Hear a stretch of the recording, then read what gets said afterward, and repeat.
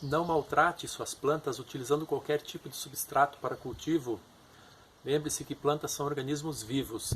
Se nós utilizarmos um substrato errado, elas vão ficar estressadas, podem desenvolver doenças e vão liberar energias negativas na nossa casa. Eu sou Daniel Muraro, do canal Terra das Plantas, e nesse vídeo eu vou te dar dicas sobre substratos para cultivo em vasos e floreiras. O substrato é o material que nós usamos para encher os vasos e as floreiras, e nele cultivamos as nossas plantas. Ele deve sustentar a planta para que ela não vire, deve fornecer água e nutrientes. Todo substrato é composto de 3 partes. Uma parte sólida, que é composta por partículas minerais e matéria orgânica. Uma parte líquida, que é a água que está circulando entre essas partículas minerais e essa matéria orgânica. E uma parte gasosa, que é o ar que está circulando pelos poros, formados pelas partículas sólidas do substrato. Substratos feitos com partículas muito finas dificultam a passagem de água, endurecem mais rapidamente, deixam o vaso pesado e, por terem menos poros, dificultam a passagem do ar e a penetração das raízes. Quando colocamos água no vaso e essa água demora para ser absorvida, o vaso fica pesado e o substrato endurecido, é bem provável que esse substrato tenha partículas muito finas.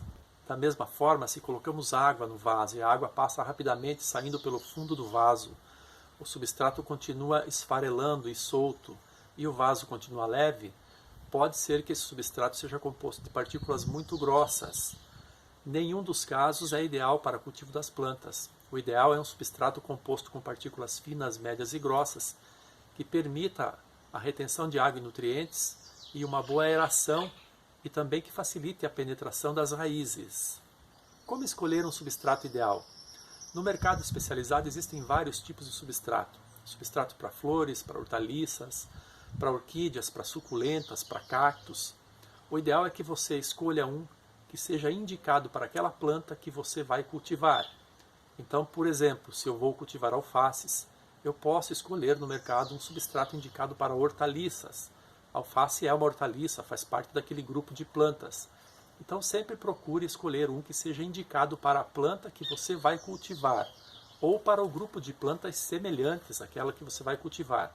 Observe também se o substrato já vem com algum tipo de adubação. Substratos que já vêm adubados duram mais, você pode utilizá-lo por mais tempo. É possível utilizar a terra do jardim e a terra do quintal para fazer um substrato? Sim, é possível. Em muitos locais, as terras do jardim, as terras do quintal, são bastante férteis. E é possível utilizarmos ela para encher um vaso e cultivarmos as plantas. Entretanto, é necessário fazermos um teste, porque em muitos lugares as terras são ácidas e pobres em nutrientes. Então faça sempre um teste, Pegue um pouco de terra do seu jardim, coloque no vaso e cultive alguma planta.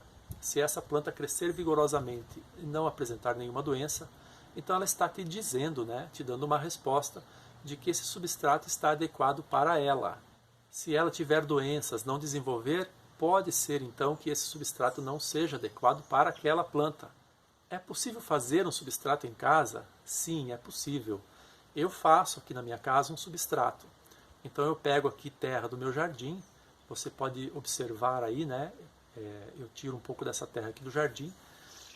Eu tenho aqui nos fundos do meu terreno uma pequena composteira onde eu jogo aqui os restos de galhos de árvores, as podas de grama, as cascas de fruta, os legumes que não servem para consumo.